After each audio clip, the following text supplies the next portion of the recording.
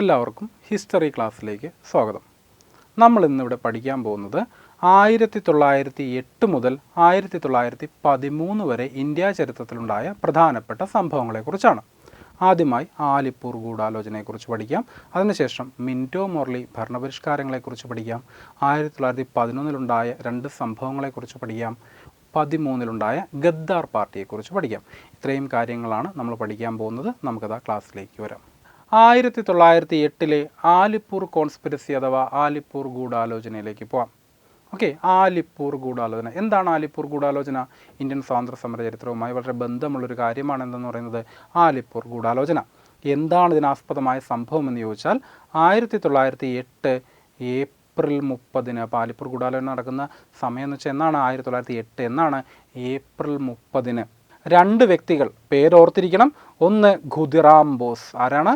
Khudiram boss. ഈ ഖുദിറാം ബോസിനെ കുറിച്ച് നമ്മൾ നേരത്തെ പറഞ്ഞിരുന്നു അല്ലേ? 1857 വിപ്ലവം പറഞ്ഞപ്പോൾ പറഞ്ഞിരുന്നു. നമുക്കതിലേക്ക് വരാം. അപ്പോൾ ഒരു വ്യക്തി ആരാ? ഖുദിറാം ബോസ്. മറ്റൊരു വ്യക്തി പ്രഫുല്ല ചാക്രി. ഖുദിറാം ബോസ്, പ്രഫുല്ല ചാക്രി, ഈ രണ്ട് വ്യക്തികൾ മുസാഫർപൂർ എന്ന് പറയുന്ന സ്ഥലത്തെ chief presidency magistrate. Muzaffarpur chief presidency magistrate എന്ന് വെച്ചാൽ ഇന്നത്തെ ജില്ലാ ജഡ്ജിക്ക് തത്തുല്യമായ പദവിയാണത്. ഓക്കെ, അപ്പോൾ മുസാഫർപൂർ ചീഫ് പ്രസിഡൻസി മജിസ്ട്രേറ്റാണ് DH കിങ്സ്ഫോർഡ്. ഓർത്തിരിക്കുക, DH കിങ്സ്ഫോർഡ്. ഇദ്ദേഹത്തിൻ്റെ കാറിന് നേരെ ബോംബെറിഞ്ഞു.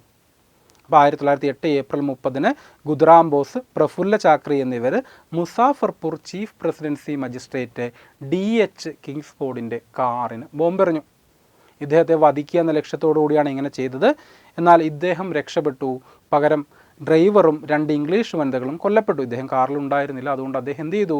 വസതിയിൽ നിന്ന് വരുന്ന കാറിന് നേരെ ബോംബെറിഞ്ഞപ്പോൾ ഇദ്ദേഹം കാറിലില്ലാത്തതുകൊണ്ട് അദ്ദേഹം രക്ഷപ്പെട്ടു. പകരം അദ്ദേഹത്തിൻ്റെ ഡ്രൈവറും രണ്ട് ഇംഗ്ലീഷ് വനിതകളും കൊല്ലപ്പെട്ടു. അപ്പോൾ ജില്ലാ ജഡ്ജിയെ വധിക്കാനുണ്ടായ ശ്രമം വളരെ ഗൗരവമായിട്ട് തന്നെ ആര് കണ്ടു? ബ്രിട്ടീഷുകാർ കണ്ടു. അവരിതേക്കുറിച്ച് അന്വേഷിച്ചു. അപ്പോൾ ഇതിൽ 3 പേരാണ് ഇതിന് പങ്കാളികൾ എന്നവർക്ക് മനസ്സിലായി. 2 പേരിപ്പം നമ്മൾ പറഞ്ഞു കഴിഞ്ഞു. ആരൊക്കെയാ? ഖുദിറാം ബോസ്, പ്രഫുല്ല ചാക്രി എന്നിവരാണ്. മൂന്നാമത്തെ വ്യക്തി ആരാണെന്ന് ചോദിച്ചാൽ അത് അരബിന്ദ ഘോഷാണ്. മൂന്നാമത്തെ വ്യക്തിയാണ് ആര്? അരവിന്ദ ഘോഷ് എന്ന് പറയുന്നത്. അപ്പം ആലിപ്പൂർ ഗൂഢാലോചനയിൽ പങ്കെടുത്തവർ ആരൊക്കെയാണെന്ന് ചോദിച്ചാൽ ആരൊക്കെയാ? ഖുദിറാം ബോസ്, പ്രഫുല്ല ചാക്രി, അരവിന്ദ ഘോഷ് എന്നിവരാണ്. ഇവരെ അറസ്റ്റ് ചെയ്യാൻ തീരുമാനിച്ചു. അറസ്റ്റ് ചെയ്യാൻ ശ്രമിക്കുന്നതിന് മുമ്പ് തന്നെ അറസ്റ്റ് ചെയ്യപ്പെടുമെന്ന് തോന്നിയപ്പോൾ പ്രഫുല്ല ചാക്രി ആത്മഹത്യ ചെയ്തു. Okay, when they were raided by the police Prafulla Chaki committed suicide. അദ്ദേഹം എന്ത് ചെയ്തു? ആത്മഹത്യ ചെയ്തു. പിന്നെ ആരാ ഉള്ളത്? ഖുദിറാം ബോസ്, അരവിന്ദ ഘോഷ്. ഇവരെ 2 പേരെയും എന്ത് ചെയ്തു? അറസ്റ്റ് ചെയ്തു. ഖുദിറാം ബോസിനെയും അരവിന്ദ ഘോഷിനെയും അറസ്റ്റ് ചെയ്തു. ഇവരെ വിചാരണ ചെയ്തു. ഓക്കെ, ഖുദിറാം ബോസിനെ വിചാരണ ചെയ്ത് തൂക്കിലേറ്റി. അതാണ് നമ്മൾ കഴിഞ്ഞ 1857 വിപ്ലവം കഴിഞ്ഞ ക്ലാസ്സിൽ പഠിച്ചപ്പോൾ പറഞ്ഞത്. എന്താണ്? അത് തൂക്കിലേറ്റുമ്പോൾ ഇദ്ദേഹത്തിന് 18 വയസ്സ് മാത്രമേ പ്രായമുണ്ടായിരുന്നുള്ളൂ. അതുകൊണ്ട് തന്നെ ഇന്ത്യൻ സ്വാതന്ത്ര്യ സമര ചരിത്രത്തിലെ ഏറ്റവും പ്രായം കുറഞ്ഞ രക്തസാക്ഷി എന്നറിയപ്പെടുന്ന വ്യക്തിയാണ് ആര്? Khudiram boss. Youngest martyr in Indian freedom struggle എന്നറിയപ്പെടുന്ന വ്യക്തിയാണ് ആരെന്ന് പറയുന്നത്? ഖുദിറാം ബോസ് എന്ന് പറയുന്നത്. ഓക്കെ, ഇനി അടുത്തത് അരബിന്ദ ഘോഷാണ്. അരവിന്ദ ഘോഷിന് വേണ്ടി പ്രഗത്ഭ അഭിഭാഷകനായിരുന്ന CR ദാസ്. കേട്ടിട്ടുണ്ടാവുമല്ലേ നമ്മൾ? CR ദാസ് അഥവാ ചിത്തരഞ്ജൻ ദാസ് എന്നാണ് മുഴുവൻ നാമം. ഇദ്ദേഹം ഹാജരായി. ദേശബന്ധു എന്നറിയപ്പെടുന്ന വ്യക്തിയാണ് ആര്? CR ദാസ്. അങ്ങനെയാണെങ്കിൽ ദീനബന്ധു എന്നറിയപ്പെടുന്നതോ? അത് CF ആൻഡ്രൂസ് ആണ്. 2 പ്രധാനപ്പെട്ട ചോദ്യങ്ങളാണിത്. ദേശബന്ധു എന്നറിയപ്പെടുന്ന വ്യക്തി ആരാണ്? CR ദാസ് ആണെങ്കിൽ ദീനബന്ധു എന്നറിയപ്പെടുന്ന വ്യക്തിയാണ് ആര്? CF ആൻഡ്രൂസ് എന്ന് പറയുന്നത്. അപ്പോൾ അരവിന്ദ ഘോഷിന് വേണ്ടി ഹാജരായ അഭിഭാഷകൻ ഇവിടെ ഹാജരായി. ആലിപ്പൂർ ഗൂഢാലോചന കേസിൽ ഹാജരായ അഭിഭാഷകനാണ് ആര്? CR ദാസ്. അതുകൊണ്ട് തന്നെ അരവിന്ദ ഘോഷിൻ്റെ വധശിക്ഷ ജീവപര്യന്തമായി കുറച്ചു.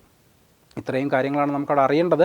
അപ്പോൾ അതുമായി ബന്ധപ്പെട്ട് PSC ചോദിച്ച മറ്റൊരു ചോദ്യത്തിലേക്ക് വരാം. ഇത് ഇങ്ങനെയാണ് ചോദിച്ചത്: വിപ്ലവ പ്രസ്ഥാനവുമായി ബന്ധപ്പെട്ട് ജയിൽവാസം അനുഭവിച്ച ശേഷം മോചിതനായി സന്യാസ ജീവിതം നയിച്ച വ്യക്തി ആരാണ് എന്ന് ചോദിച്ചിട്ടുണ്ട്. വിപ്ലവ പ്രസ്ഥാനവുമായി ബന്ധപ്പെട്ട് ജയിൽവാസം അനുഭവിച്ച ശേഷം മോചിതനായി സന്യാസ ജീവിതം നയിച്ച വ്യക്തി ആരാന്ന് വെച്ചാൽ അത് അരബിന്ദ ഘോഷാണ്. അപ്പോൾ ആലിപ്പൂർ ഗൂഢാലോചന കേസിൽ ജീവപര്യന്തം തടവിന് ശിക്ഷിക്കപ്പെട്ട അദ്ദേഹം ജയിൽ മോചിതനായി പോണ്ടിച്ചേരിയിൽ അരബിന്ദോ ആശ്രമം സ്ഥാപിച്ചു സന്യാസ ജീവിതം നയിക്കുകയാണ് ചെയ്തത്. അപ്പോൾ പോണ്ടിച്ചേരിയിൽ അരബിന്ദോ ആശ്രമമൊക്കെ സ്ഥാപിച്ച് സന്യാസ ജീവിതം നയിച്ച വ്യക്തിയാണ് ആര്? അരബിന്ദോ ഘോഷ് എന്ന് ഓർത്തിരിക്കുക.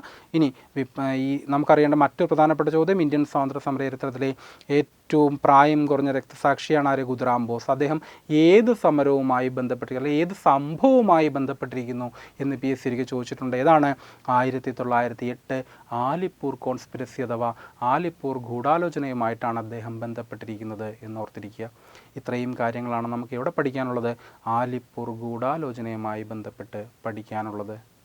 1909 മിൻറ്റോ മോർലി ഭരണപരിഷ്കാരത്തെക്കുറിച്ച് നമുക്ക് പഠിക്കാം. നമ്മുടെ സ്കൂൾ പാഠപുസ്തകങ്ങളിൽ തന്നെ പണ്ട് മുതലേ പഠിച്ചിട്ടുള്ളൊരു കാര്യമാണ് എന്ത്? 1909 മിൻറ്റോ മോർലി ഭരണപരിഷ്കാരം, അല്ലേ? മിൻറ്റോയും മോർലിയും. മിൻറ്റോ എന്ന് പറഞ്ഞാൽ മിൻറ്റോ സെക്കൻഡ്, മിൻറ്റോ രണ്ടാമൻ വൈസ്രോയി. നമ്മൾ 1905 മുതൽ പറയുന്ന ഒരു വ്യക്തിയാണ് ആര്? മിൻറ്റോ, അല്ലേ? മോർലി ഇന്ത്യ സെക്രട്ടറിയാണ്. അപ്പോൾ വൈസ്രോയും അന്നത്തെ വൈസ്രോയും ഇന്ത്യ സെക്രട്ടറിയും കൂടി കൊണ്ടുവന്ന ഭരണപരിഷ്കാരങ്ങൾ ഏത് വർഷം? 1909 കൊണ്ടുവന്ന ഭരണപരിഷ്കാരം. അപ്പോൾ അങ്ങനെ കൊണ്ടുവന്നുകൊണ്ട് ഈ പരിഷ്കാരം എന്ത് പേരിൽ അറിയപ്പെടുന്നു? മിൻറ്റോ മോർലി ഭരണപരിഷ്കാരം എന്ന പേരിൽ അറിയപ്പെടുന്നു. ഇനി ഇതിൻ്റെ യഥാർത്ഥ നാമം എന്താണെന്ന് വെച്ചാൽ ഇന്ത്യൻ കൗൺസിൽസ് ആക്ട് 1909 എന്നാണ്. അപ്പം മിൻറ്റോ മോർലി ഭരണപരിഷ്കാരം എന്ത് പേരിൽ അറിയപ്പെടുന്നത്? ഇന്ത്യൻ കൗൺസിൽസ് ആക്ട് 1909 എന്ന പേരിലാണ് എന്തറിയപ്പെടുന്നത്? മിൻറ്റോ മോർലി ഭരണപരിഷ്കാരം അറിയപ്പെടുന്നത്. ഓക്കെ, ഇനി എന്താണ് ഇതിൻ്റെ പ്രത്യേകത? ധാരാളം കാര്യങ്ങൾ എന്തിനെക്കുറിച്ച് നമുക്ക് പറയാനുണ്ട്? മിൻറ്റോ മോർലി ഭരണപരിഷ്കാരത്തെക്കുറിച്ച് പറയാനുണ്ട്. പക്ഷെ നമ്മളെ സംബന്ധിച്ച് എക്സാം പോയിൻ്റ് ഓഫ് വ്യൂവിൽ നമുക്ക് 2 പ്രധാനപ്പെട്ട കാര്യങ്ങൾ മാത്രമേ അറിയാനുള്ളൂ. ആ 2 കാര്യങ്ങൾ നമുക്കൊന്ന് അറിഞ്ഞിരിക്കാം. ഒന്ന്, PSC ചോദിക്കുന്ന പ്രധാനപ്പെട്ട ചോദ്യം, ഇന്ത്യ ചരിത്രത്തിൽ ആദ്യമായി സാമുദായിക സംവരണം ഏർപ്പെടുത്തിയ ഭരണപരിഷ്കാരം, കമ്മ്യൂണൽ റെപ്രസെൻറ്റേഷൻ. ഇന്ത്യ ചരിത്രത്തിൽ ആദ്യമായി സാമുദായിക സംവരണം ഏർപ്പെടുത്തിയ പരിഷ്കാരമാണ് ഇത്? മിൻറ്റോ മോർലി ഭരണപരിഷ്കാരം. എന്ന് വെച്ചാൽ മുസ്ലിം ജനവിഭാഗങ്ങൾക്ക് പ്രത്യേക നിയോജക മണ്ഡലങ്ങൾ അനുവദിച്ചു. നമ്മൾ പറഞ്ഞു നമ്മുടെ മുസ്ലിം ലീഗിൻ്റെ രൂപീകരണത്തിലെ ആവശ്യം തന്നെ അതായിരുന്നു. എന്താണ്? പ്രത്യേക നിയമനിർമ്മാണ സഭയിൽ പ്രത്യേക പ്രാതിനിധ്യം വേണം എന്നാണ് അവർ ആവശ്യപ്പെട്ടത്. സ്വാഭാവികമായിട്ട് അന്ന് തന്നെ അംഗീകരിച്ച വ്യക്തിയാണ് ആര്? മിൻറ്റോ രണ്ടാമൻ വൈസ്രോയി. അതുകൊണ്ട് തന്നെ ഇങ്ങനെ ഒരു ഭരണപരിഷ്കാരം കൊണ്ടുവന്നപ്പോൾ ആദ്യത്തെ പ്രത്യേകത എന്താണ്? ഇന്ത്യ ചരിത്രത്തിൽ ആദ്യമായിട്ട് കമ്മ്യൂണൽ റെപ്രസെൻറ്റേഷൻ അഥവാ സാമുദായിക സംവരണം ഏർപ്പെടുത്തി മുസ്ലിം ജനവിഭാഗങ്ങൾക്ക് പ്രത്യേക നിയോജക മണ്ഡലങ്ങൾ അനുവദിച്ചു. ഓക്കെ, ഇനി രണ്ടാമത്തെ പ്രത്യേകത, വൈസ്രോയിക്ക് ഒരു ഉപദേശക സമിതിയുണ്ട്, അഡ്വൈസറി ബോഡി. എന്തിനാണ് അഡ്വൈസറി ബോഡി എന്ന് വെച്ചാൽ ഇന്ത്യയിൽ ഭരണം നടത്തുന്നതിന് വേണ്ടി വൈസ്രോയിയെ സഹായിക്കുന്നതിനുള്ള ഉപദേശക സമിതിയാണിത്. അത് 2 എണ്ണമുണ്ട്. ഒന്ന് എക്സിക്യൂട്ടീവ് കൗൺസിൽ, മറ്റൊന്ന് ഇന്ത്യ കൗൺസിൽ. എക്സിക്യൂട്ടീവ് കൗൺസിലെന്നും ഇന്ത്യ കൗൺസിലെന്നുമുള്ള 2 ഉപദേശക സമിതിയുണ്ട്. ഇതിൽ അപ്പെക്സ് ബോഡി എന്ന് പറഞ്ഞാൽ എന്താ? ഉയർന്ന ഘടകം എക്സിക്യൂട്ടീവ് കൗൺസിലാണ്.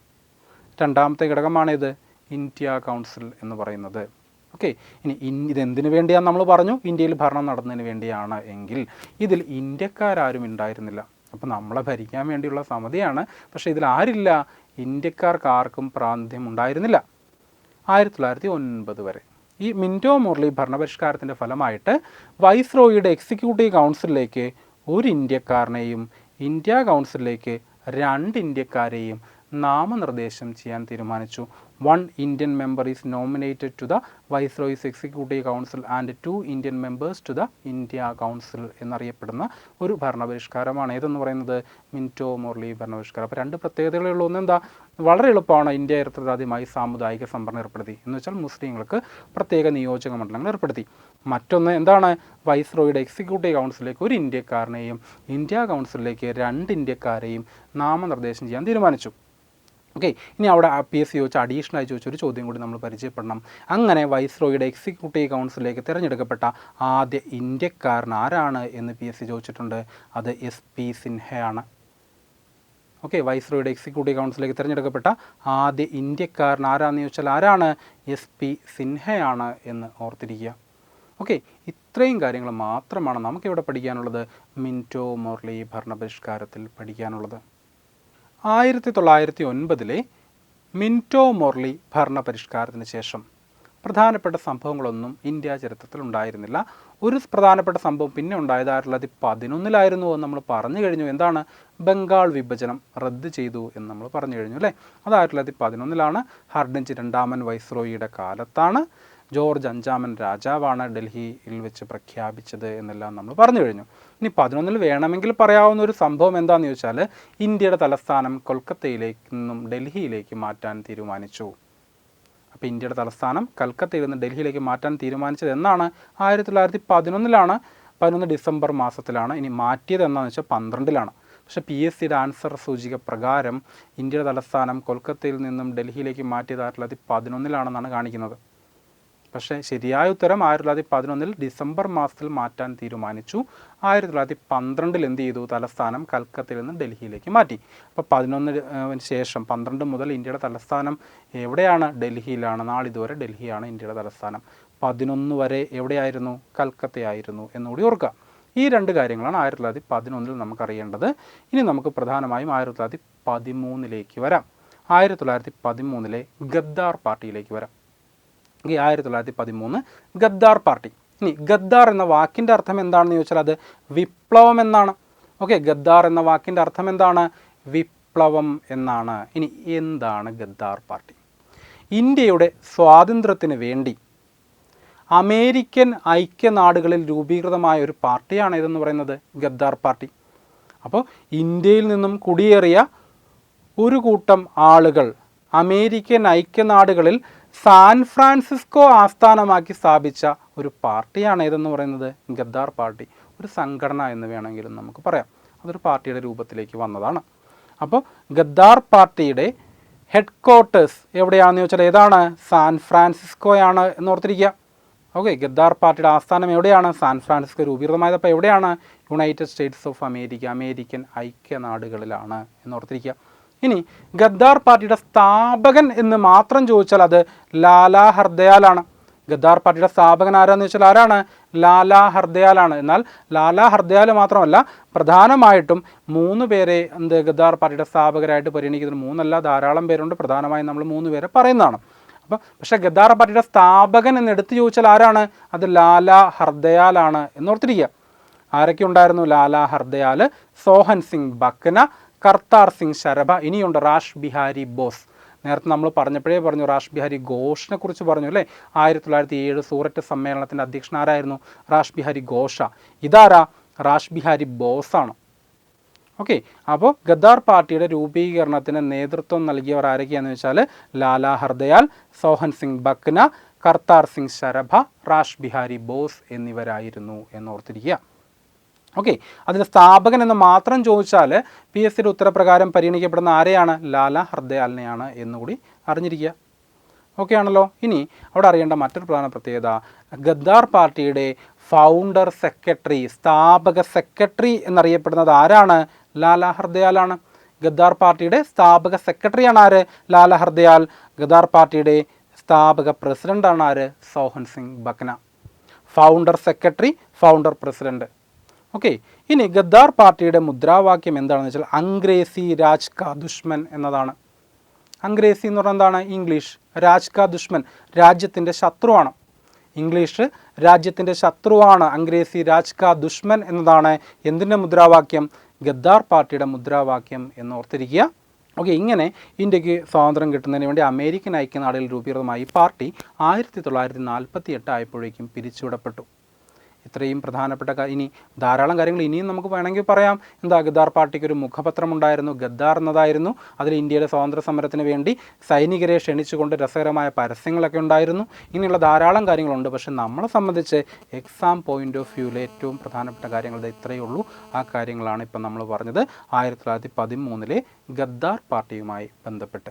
ഓക്കെ, അപ്പോൾ നമ്മൾ ഈ ക്ലാസ്സുകളിൽ ആലിപ്പൂർ ഗൂഢാലോചനയെക്കുറിച്ച്, മിൻറ്റോ മുരളി ഭരണപരിഷ്കാരത്തെക്കുറിച്ച്, 1911 2 ചെറിയ സംഭവങ്ങളെക്കുറിച്ച്, ഇപ്പോൾ ഗദ്ദാർ പാർട്ടിയെക്കുറിച്ചും കൃത്യമായി പഠിച്ചു കഴിഞ്ഞു. ഓക്കെ, അടുത്ത ക്ലാസ്സിൽ നമുക്ക് മറ്റു ഭാഗങ്ങളുമായിട്ട് കാണാം.